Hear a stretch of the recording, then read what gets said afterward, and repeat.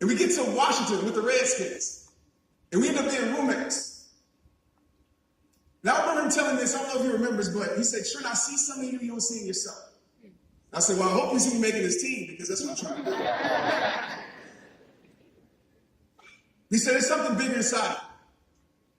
So it's probably 8 years ago, he brings me out to an event called the Cage event here. And he's trying to get me to speak. At that time, I was trying to rap. I said, I'm not a speaker, bro. I'll rap for you. He said, no, I see something inside of you don't see in yourself. And so I said, how long am I speaking? He was like, you're speaking for about 5 minutes. I'm like, child, please, I'm not going to say that's too long. In front of kids, have you ever spoken in front of kids before? They'll let you know how boring you are real quick. All right? So we go back and forth, and I had this speaking engagement because I had this calling my whole entire life. Since I was 4 years old, I remember my mom would bring me to conferences and people would speak into my life. And it's crazy because when you're so focused on what you want to do, you become blind to what God has called you to do. Right? And so for me, that was it.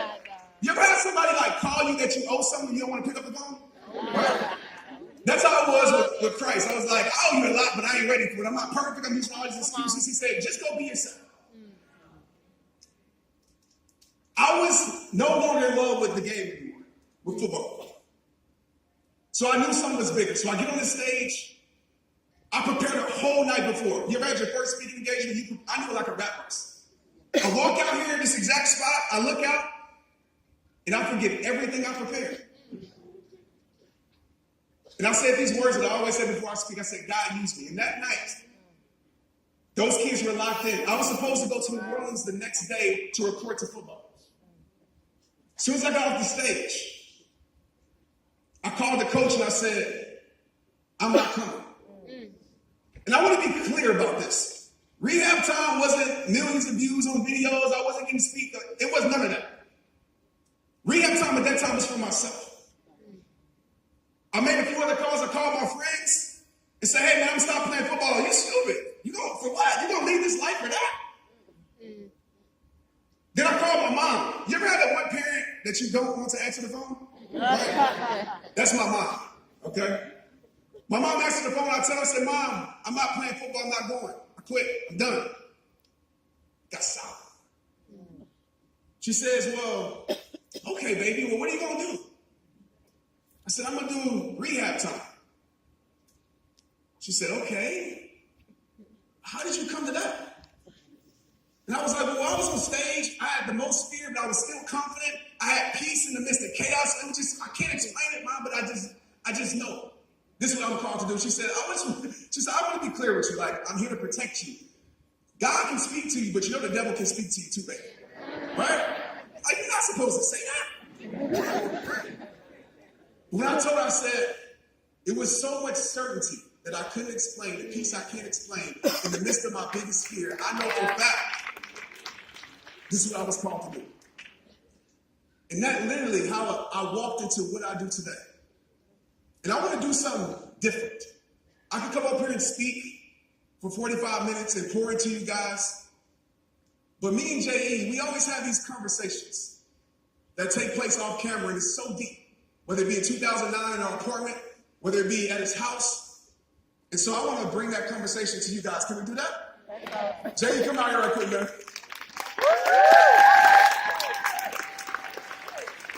Make some noise for him.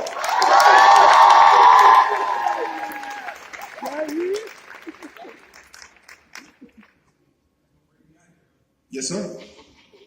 Let's do it. Y'all do give it up like for Trent. Trent. That's the man right there. I was just hearing him talking about some of our story, and everybody's got one.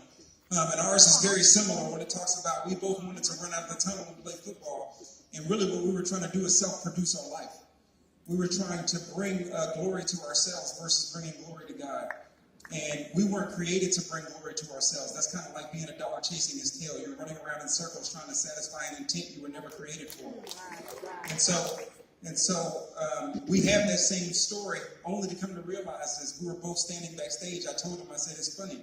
Don't you get this same feeling before you go on stage that you did when you were about to try to run out of tunnel? And we were like, yeah. And we were just saying, because God had a tunnel for us, we were just running from it. Yeah. And there may be so many of you that may be running from the tunnel that God has for you. And my dad always told me life is like a dollar bill. You only get to spend it once, so you better spend it well. So following God. And one of the talks that we had in our room and what he was saying out here was just about his pain. And many of you have pain. Just like right now, y'all can just chill because it's raining outside, so you can't go out there anyway. So just chill and relax for a second. Just like right now, that rain prevents me from wanting to go outside. But it's understanding that sometimes it's in the rain where you find your purpose. But you have to have the strength to go outside. And so talk to us about pain, because I was reading your new book that you have, The Greatest You, and you talked about pain and that struggle and that really putting you in your purpose, and not only that, but preparing you for it. And so pour into the people who are dealing with pain. For sure. So the thing that I realized about life, and maybe it was just me, but I feel like I was running so much. Anybody ever feel like they're running away, right, from what God has called you to, whether it's opinions controlling you? That was me. And I realized this fact, that you will never win your war by running from your battles. You will never win your war by running from your battles, and that's what I was doing. I was trying to hide my pain, and what happens when you hide your pain, it doesn't just go away, obviously. It becomes a silent battle. And the silent battle is this: when you're crying out for help without saying a word. You expect people to know that you're going through something, but as a man, as a football player, I can't ask for help. That makes me weak. My mindset then. And so what did I do? I just suppressed it. And anything you suppress will lead to depression. And I was sitting there depressed, and I'm trying to figure out my life. And the funny thing about it, I was trying to do it by myself. Because when that pain happened, I became angry at God. I'm like, God, why would you bring me here just to forsake me? You know what's funny is we blame God for situations we put ourselves in. So for me, that's what I was doing. I wasn't doing the right things. I was working. As soon as I got to the NFL, I thought I made it. I stopped putting in the work that got me there once I got there. It happens a lot of times in life. Success becomes the foundation for your failure. And so for me, with that pain, I was trying to mask it, run from it, but what flipped for me and helped me change was understanding the definition of pain. Let me ask you this question. What's the foundation of strength? Anybody know? It's pain. How can you get stronger without going through things? And the beautiful thing about it is that when you go through it, when you grow through it, it qualifies you to help other people get through it. Yep. So now my pain has purpose. Now my pain has power. I'm not telling yourself to go put yourself in painful moments on purpose. Let me go find some pain right now. But when you own it, and say, you know what? This was a chapter in my life that is not my story. It's a chapter. And so many of us, we stay stuck on the same chapter. And once I decided to turn the page, by either coming out here and speaking that time and turning the page and made that decision, it's like I activated God's power in my life. So that's why we gotta see, that's why James 1 says, consider it joy. When you go through various trials and struggles, because all God is doing is using that chapter in your life to produce perseverance for your life. Because he's trying to take you somewhere. And a lot of us, we hate the rain, but we like to breathe. I don't know if you got that. In other words, yeah, you got that? And so your breathing, your purpose, your experience, your destiny has everything to do with you being able to ride through the storm. But you can't be self-focused. See, people don't understand that a lot of times when we break down in our storms, it's because we're prideful. We're not thinking about God. See, people think pride is when you're thinking highly of yourself. No, pride is just when you're thinking of yourself. Come on, you can be thinking highly of yourself, or you can be thinking real low of yourself. Either way, yourself is still the subject. So as long as yourself is still the center of attention, you're prideful whether you're up or you're down. Until you realize that your entire life is supposed to be directed towards God. Until you realize that your entire life is supposed to be submitted to God. Why? Because you didn't create you, and the person that creates anything has a purpose for the thing that it creates. It's the concept of how this thing works out. And so when I was telling Trent back in 2009, when Well, I only had a couple weeks left. I didn't know it. You stayed a lot longer than I did. But when we were there, I realized now, why God had me there. Because even though I got cut way before Trent got cut, not because he was better than me, he just was playing the right position. I got cut. I was there because I had already been through 6 years of getting cut, 6 years of getting hurt, 6 years of getting traded. So I had already built up strength that whether this works out or not, I don't care. I'm going to give God the glory. Because a fruit that's eating itself, it's rotten. Yeah.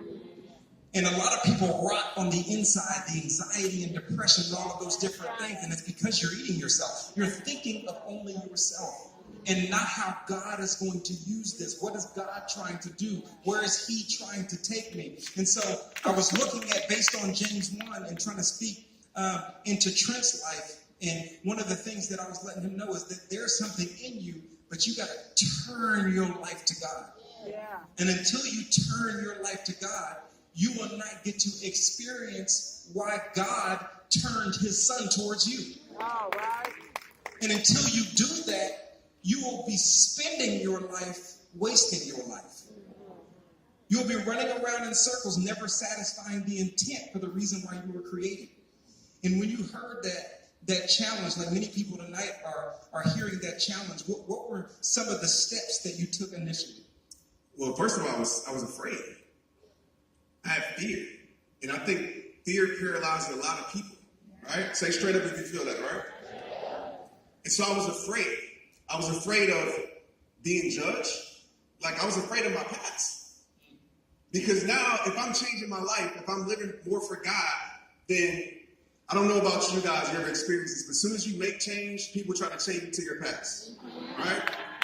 They bring up what you used to do in middle school, right? And so I was so afraid to be judged by other people. And just follow my heart right now, like the number one fear, right, or the number one regret when people die, the number one regret is that they say they regret living for other people in a negative way. Living for other people's opinions and not living for what God called them to do. They didn't ever live. Exactly. And so that was my thing.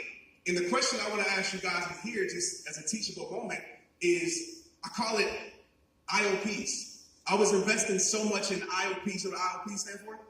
Other people's opinions. Right?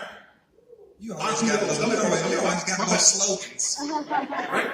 So I was investing in other people's opinions or what other people thought of me. And so spiritually, I was broke. I was investing financially because I was trying to show people that I made it. So the first thing I did when I made it to the NFL, I got a truck with some 26-inch floaters that cost $8,000. Lord. That was in back then. It was back then, yeah. 26. And so, but I realized this. I realized at the end of the day, it's like, why do we live trying to impress people that can care less about us? Yeah. And it's funny, like, we don't live for the people. I mean, I'm not saying we don't, but a lot of times we live for, especially on social media, we sit there and we let people, strangers that we never would meet, keep us in a box, keep our gifts in a box. And that's what I was so afraid to do. I was so afraid of opinions. So I realized what fear is. Fear is this. Fear is creating a known result from a situation you haven't experienced yet. And so let me break this down. Anybody have a fear of speaking? Right? I did. I'm an introverted person by nature. And so when I realized, why do you think I was so afraid to speak? When I get on stage, I'm going to mess up. People are going to judge me. I'm going to forget my words. I'm going to do all these things. I'm not going to be perfect enough. I'm not going to be good enough. And so why would I ever step into the ring if I already defeated myself before I step into it? That's fear. And so I realized this. First of all, God doesn't give us a spirit of fear. Obviously. I was just about to say that. That's what we do. So it's this. If you want to overcome fear, it's simple. Change what awaits on the other side of that door of fear. If it's a limiting belief, right? If it's something that, I'm going to fail or people aren't going to like me, you will never walk through that door. But you say, you know what, I might not be perfect, but even in my imperfections, there's still purpose that's greater than me. You're going to walk through that door every time. Fear is holding so many people back. And that was me for forever.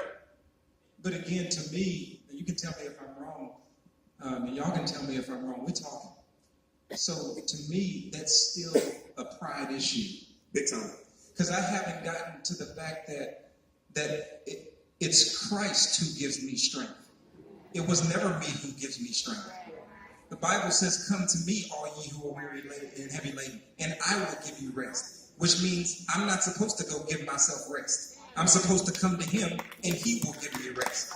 The Bible says in Proverbs chapter 3, that to not lean on your own understandings, but in all your ways put your trust in me, and I will make your path straight. That means you can't make your path straight. The only person who can make your path straight is God.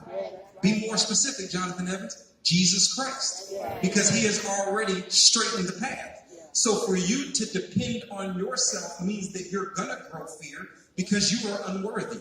The only person who is worthy is the one who showed you he was worthy through his life. And that's Jesus Christ. So and what I love about Proverbs chapter 3 is it says, "I will make your path straight." You know what that's telling you about your path? It's crooked. It's outing you in the verse. And crooked people can't make stuff straight. I'm going to say this tomorrow. I preach a sermon tomorrow here at the church on Sunday morning. And my son Camden we took him to Padre Island just this weekend, the whole family. And he got sand in his eyes. And I said, "Camden, open your eyes." I had a water bottle and I was going to pour water in his eyes so that he could flush the sand out. And he said, "No, Daddy, it's going to hurt." I said, "No, you already hurt. I'm trying to fix this situation." So instead of listening to me, you know what he did? He used his hands. But his hands had sand on his hands. So he tried to use something dirty in order to try to make something clean. How can you ever depend on you, something dirty, to try to make your purpose clean, to try to make your destiny clean, to try to show up for you? You can't do that. You dirty. And what we try to do is use our own hands to straighten up our path. Use our own hands to make our destiny clear. Use our own hands. You can't use your hands. There are only one set of hands in the history of mankind that are clean enough to show your path, that are clean enough to show you your destiny, and those hands are Jesus Christ. And until you